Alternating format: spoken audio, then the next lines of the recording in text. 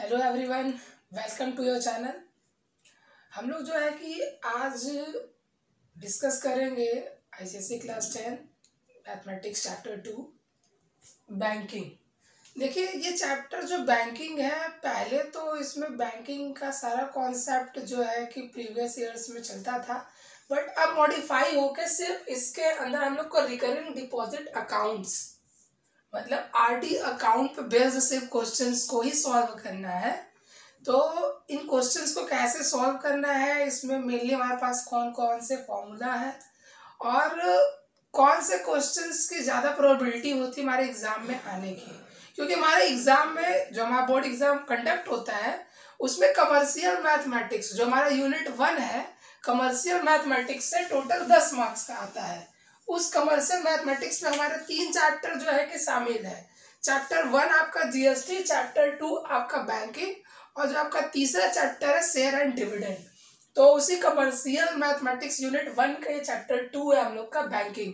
तो इस चैप्टर से भी एक क्वेश्चन जो है कि हर साल आता है, वो क्वेश्चन 3 मार्क्स का हो सकता है या 4 मार्क्स का हो सकता है। तो मेनली आप देखेंगे कि अगर प्रिंसिपल पूछेगा या रेट पूछेगा तो जो क्वेश्चन होगा वो 3 मार्क्स का होगा, बट अगर टाइम पूछता है, नंबर ऑफ मंथ्स, एन की वैल्यू पूछता है, तो वो क्वेश्चन आपको देखने को मिलेगा कि 4 मार्क्स का रहता है। तो मेनली आप देखेंगे कि इसमें जो हमारा फॉर्मूला है इसमें 3-4 अननोन है, उन्हीं पे बेस्ड क्वेश्चन हम लोग को करना होगा। जैसा कि हम लोग जानते हैं कि आरडी अकाउंट हमारा क्या होता है, कुछ लोग इससे में भी जो है कि फैमिलियर हो, कुछ लोग ना भी हो। तो आरडी अकाउंट हमारा एक ऐसा अकाउंट होता है जिसमें हम लोग रिकरिंग मतलब बार बार का मतलब कि हम लोग रिपीट करें।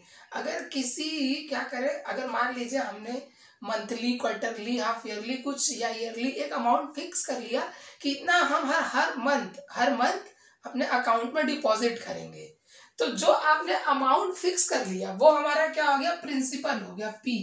वो हमारा क्या हो गया, प्रिंसिपल पी। मतलब जो हमारा मंथली इंस्टॉलमेंट होगा, जो वो फिक्स अमाउंट होगा जो हम हर महीने जमा करेंगे, वो हमारा क्या होगा, प्रिंसिपल पी। मान लेते हैं कि अगर कोई एक पर्सन है जो 500 रुपए हर महीने क्या कर रहा है, जमा कर रहा है। तो अब जब जमा करते हैं तो आरडी अकाउंट क्या होता है कि ईयर बेस्ड नहीं चलता, आप चाहे तो कुछ महीनों के लिए सिर्फ जमा कर सकते हैं।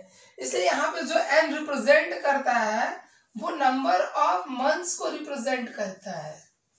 जब हम लोग बात करेंगे इस चैप्टर में देखेंगे, अभी हम सारे टर्म्स को क्लियर कर ले रहे हैं ताकि जब हम फॉर्मूले पे चले तो हमें आसानी हो। तो एन क्या है, हमारा नंबर ऑफ मंथ्स है, मतलब कि आप वो फिक्स इंस्टॉलमेंट कितने महीनों के लिए जमा करना चाहते हैं। फिर आता है कि अगर आप जमा कर रहे हैं तो बैंक उस पर क्या करेगा, कुछ इंटरेस्ट भी तो आपको पे करेगा। तो जो इंटरेस्ट पे करेगा आर, वो रेट हमारा जो परसेंट होगा वो हमारा क्या होगा, बैंक का अलग अलग रेट होता है।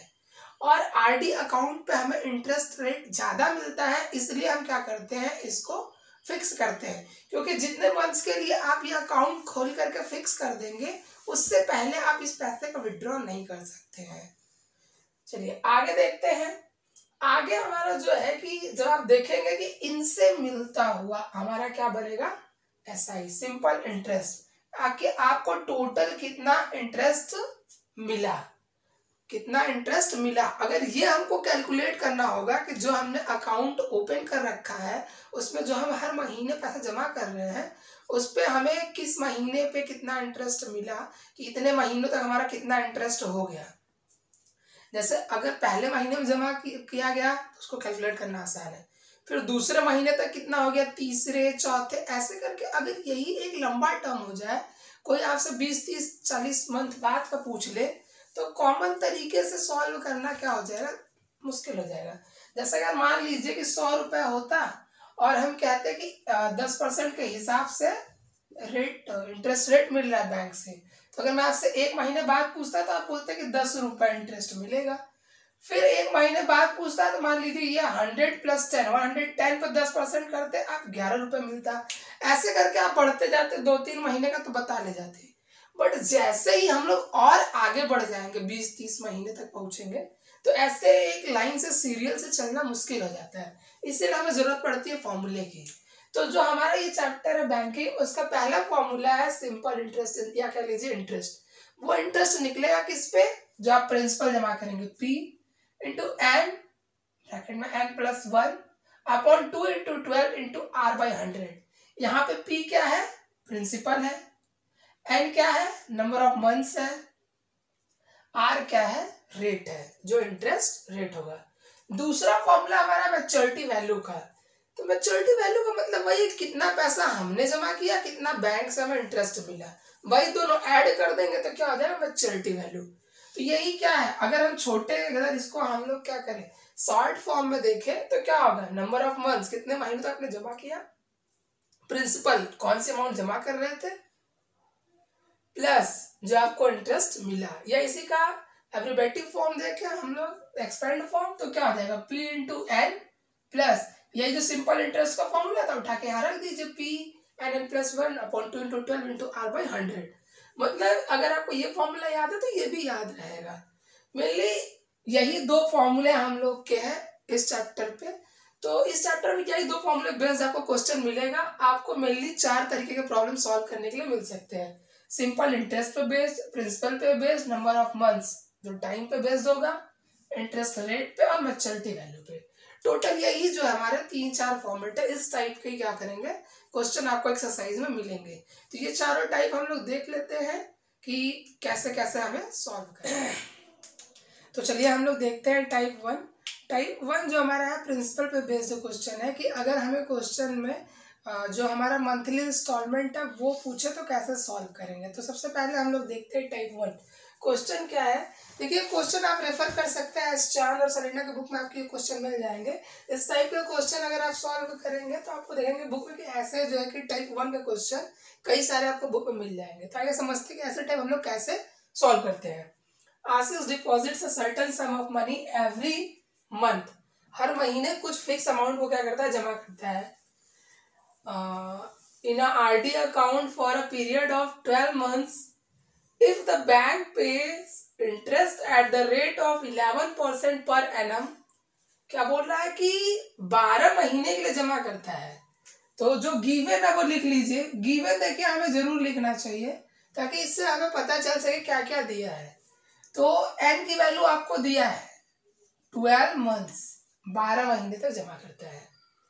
और बैंक का जो इंटरेस्ट रेट है R वो कितना है 11% पर एनम, ठीक है। तो सालाना, पर एनम मतलब yearly. And Ashish gets 12,715, gets मतलब मिलता है एज द मैच्योरिटी, जब लास्ट में मैच्योर हो जाता है।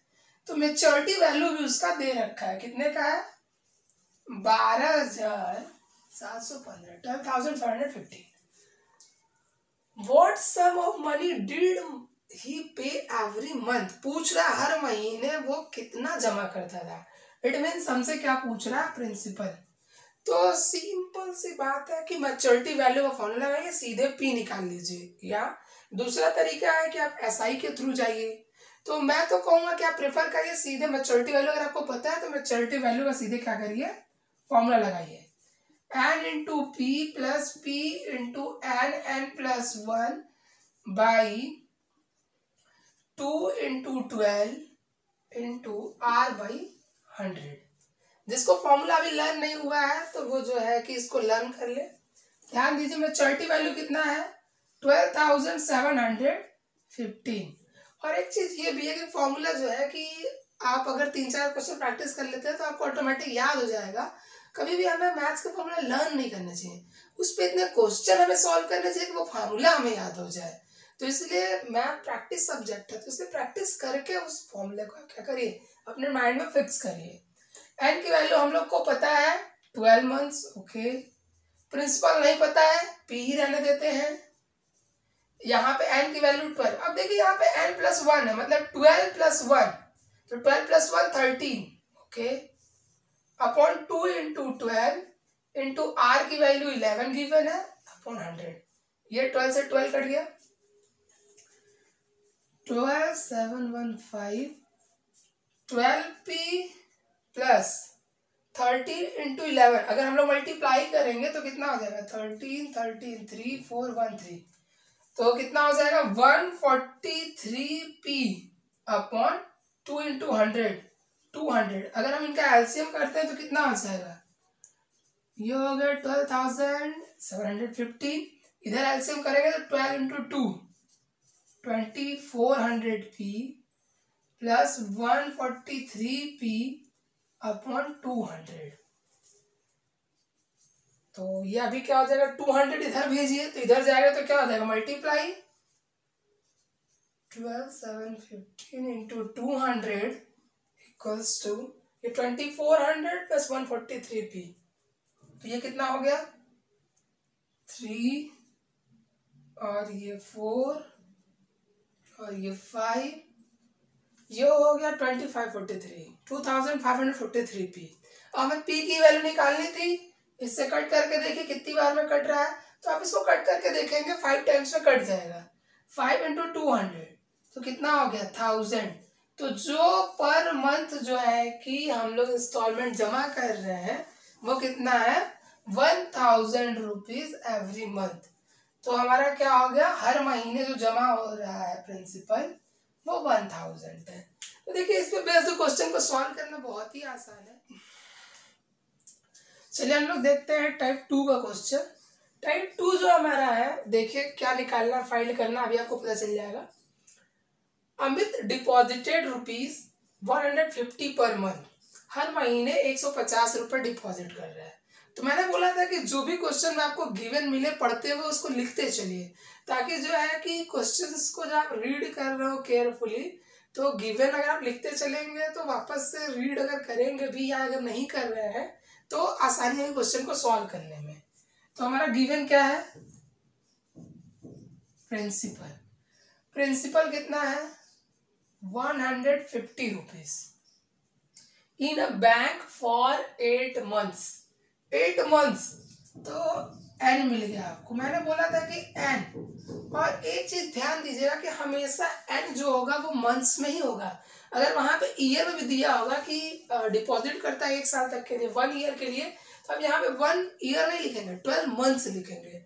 हमेशा इस बात को ध्यान रखेंगे। छोटी सी मिस्टेक बच्चे करते हैं, बट आप क्या करेंगे कि इसको 8 की जगह क्या रखेंगे, अगर ईयर दिया है 8 ईयर, अगर मंथ्स में नहीं दिया है तो उसको आप कन्वर्ट करेंगे इनटू 12 से, मतलब आपको हर हालत में यहाँ पे मंथ्स की संख्या लिखनी है। Under the RD scheme what will be the maturity value of his deposit. बोलना मैच्योरिटी वैल्यू क्या होगी, मतलब आपको फाइंड करना है matured value. If the rate of interest is 8% per annum given है and interest is calculated at the end of every month। अभी देखिए लास्ट में एक लाइन क्या जोड़ दिया, and interest is calculated at the end of every month। जबकि क्या हो, जो इंटरेस्ट है हर महीने के अंत में लग रहा हो। तो इस लाइन से घबराने की जरूरत नहीं है। जैसा कि शुरू में बताया गया था कि ये जो इंटरेस्ट है आपको हर महीने मिलता है पैसे पे, जो आप डिपॉजिट करते हैं इंटरेस्ट आपको मिलता है। तो इस लाइन का बहुत मतलब नहीं, क्योंकि आप जब आरडी का क्वेश्चन सॉल्व कर रहे हैं, आरडी अकाउंट्स के क्वेश्चन सॉल्व कर रहे हैं, ये ऑलरेडी क्या आपके फॉर्मूले में इंक्लूडेड है। तो इसको पढ़ के जो है कंफ्यूज होने की जरूरत नहीं है। तो हो सकता है कि आपको कुछ लाइनें कंफ्यूज कर दे, बट आपको कंफ्यूज नहीं होना है। सिंपल सा क्वेश्चन है, आपको मैच्योरिटी वैल्यू बतानी है। तो मैच्योरिटी वैल्यू निकालने के लिए हम लोग को क्या करना होगा, मैच्योरिटी वैल्यू के लिए हमें क्या करना होता है, अगर हम सिंपल इंटरेस्ट पता कर लें और कितने महीनों तक कितना पैसा जमा कर ले, ये दोनों जोड़ दे, हमारा मैच्योरिटी वैल्यू है। मतलब हमारा टारगेट है सिंपल इंटरेस्ट को निकालना। सिंपल इंटरेस्ट का फॉर्मूला क्या होता है, principal into n plus 1 upon में 2 into 12 into r by 100। Is it clear. चलिए ध्यान दीजिए। तो P प्रिंसिपल की value 150 and number of months 8 plus 1 9 and 2/12 और रेट की वैल्यू हमें पता है 8% पर एनम। चलिए तो कट करते हैं। अगर हम लोग 1 0 देखें तो 1 0 से 1 0 कट गया, 4 3 12 और 4 2 8, 3 3 9, 2 से 2 कैंसिल, 4 2 जा सॉरी 2 4 जा 8 एंड 2 5 जा 15, 5 3 जा 15। आप देख रहे हैं कि लगभग पूरा कट गया, अपने पास बचा 4 और ये 3 और ये 3, तो ये हो गया ओवरऑल 36। मतलब जो इंटरेस्ट है वो 36 रुपीज निकल के आया। आप इसको प्रॉपर सॉल्व करके खुद से भी देख सकते हैं, ये वैल्यू पुट ऑन करके इतना आया 36। चलिए तो मैच्योरिटी वैल्यू निकालते हैं। मैच्योरिटी वैल्यू के लिए क्या, simple interest plus n into P. तो इंटरेस्ट तो हो गया 36 रुपीज जो आपने कैलकुलेट कर लिया ऑलरेडी। एन मतलब नंबर ऑफ मंथ्स, 8 मंथ तक जमा करना है 150 रुपये आपको। ठीक, तो ये आपका 8 महीने, तो जो आपका खुद का पैसा वो भी तो मैच्योरिटी वैल्यू में इंक्लूड हो गया। तो ये कितना हो जाएगा देखिए, तो ये हो गया 120, 1200, तो ये हो गया 1236, 1236। चलिए हम लोग देखते हैं टाइप 3। टाइप 3 और टाइप 4 जो है कि काफ़ी इंपॉर्टेंट है। बार बार जो है कि एग्जाम में आप देखेंगे कि टाइप 3 और टाइप 4 ही पूछा जाता है, इसलिए इन दोनों टाइप को जो है कि अच्छे से समझिए और इन पे बेस्ड क्वेश्चन पे ज़्यादा फोकस करके सॉल्व करिए। तो हम लोग टाइप 3 की बात करते हैं। Mrs Gita deposited ₹350 per month. हर महीने कितना जमा करती है, 350 in a bank for 1 year and 3 months। ध्यान दीजिए, 1 साल और 3 महीने तक जमा करती हैं under the RD account. If the maturity value of her deposit is ₹5,565, find the rate of interest per annum. तो इंटरेस्ट ऑफ रेट क्या होगा, तो जैसे हमने बताया कि सबसे पहले क्वेश्चन रीड करके हमें क्या लिखना चाहिए, गिवन। तो चलिए आइए सबसे पहले हम लोग गिवन लिख लेते हैं। गिवन क्या क्या दिया है, गिवन दिया है कि मिसेस गीता क्या करती है, हर महीने जो जमा करती है अमाउंट वो कितना है, 350 है पर मंथ। कितने दिनों तक जमा करती हैं, 1 साल 3 महीने तक। तो 1 साल में हमने बोला था कि जब भी आपको ऐसा मिले अगर ईयर में, तो आप ओवरऑल उसको पूरा मंथ में कन्वर्ट करके ही लिखेंगे। तो 1 साल का हो गया हमारा 12 मंथ प्लस ये 3 मंथ, ओवरऑल 15 मंथ्स। तो मैं बार बार आपको बता रहा हूँ, ये लिखना नहीं भूलेंगे। एंड हमेशा मंथ्स में रहेगा, तो 15 महीने के लिए जमा करती है। और मैच्योरिटी वैल्यू कितनी हो जाती है उनकी लास्ट में, तो वो हो जाती है ₹5,565। Find the rate of interest, r पूछ रहा है। तो मैच्योरिटी वैल्यू का फॉर्मूला लगाइए। मैच्योरिटी वैल्यू का फॉर्मूला क्या होता है, n into P plus P into n, n plus 1/2 into 12 into r by 100। यही तो होता है। चलिए आगे देखिए, तो एन की वैल्यू कितनी हो गई, 15।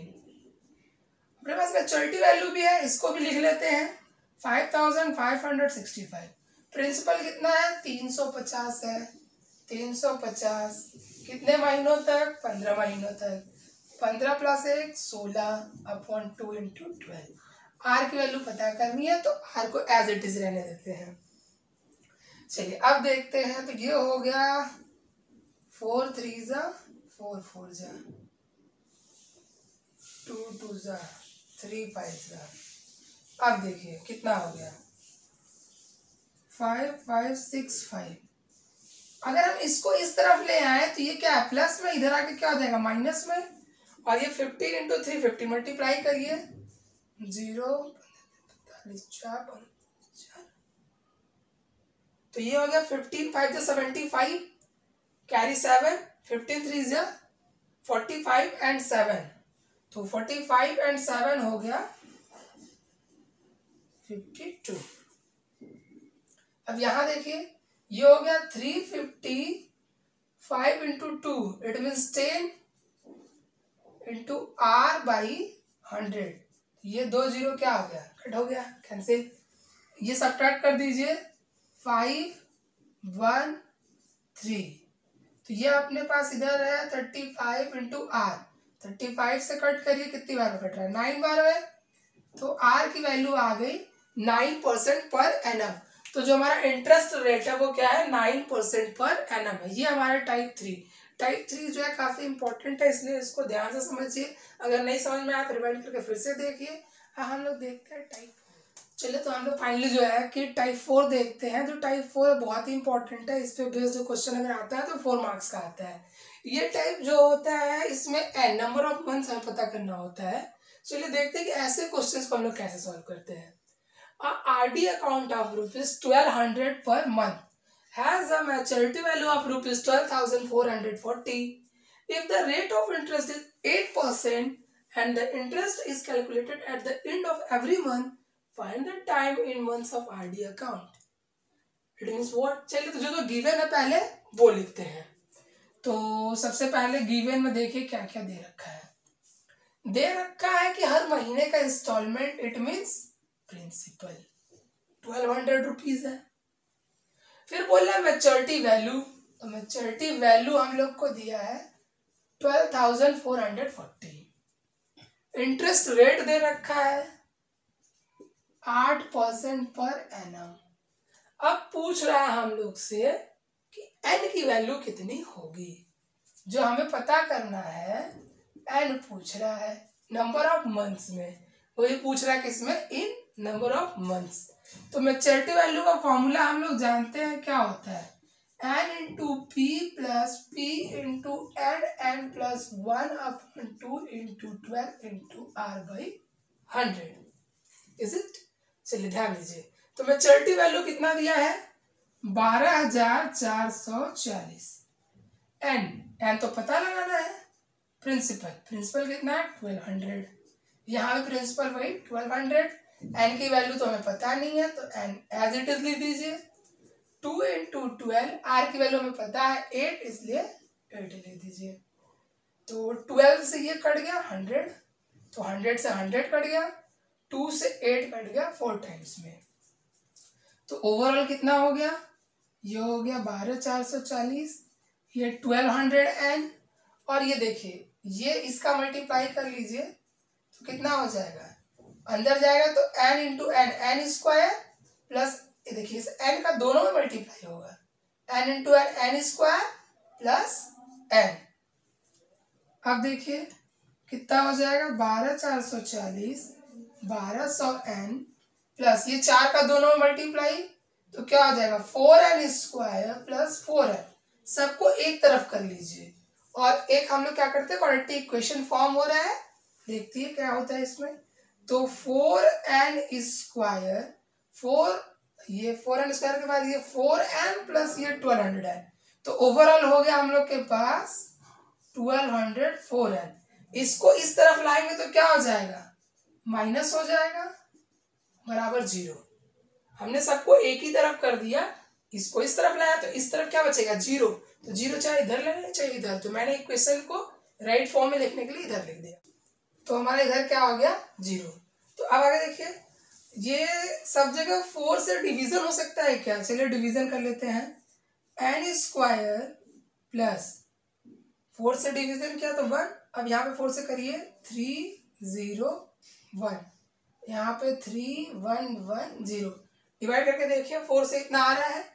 अब हमारा ये क्या है, एक क्वाड्रेटिक इक्वेशन बन गया, तो इसका हम लोग क्या करेंगे, फैक्टर, मतलब इस कांस्टेंट टर्म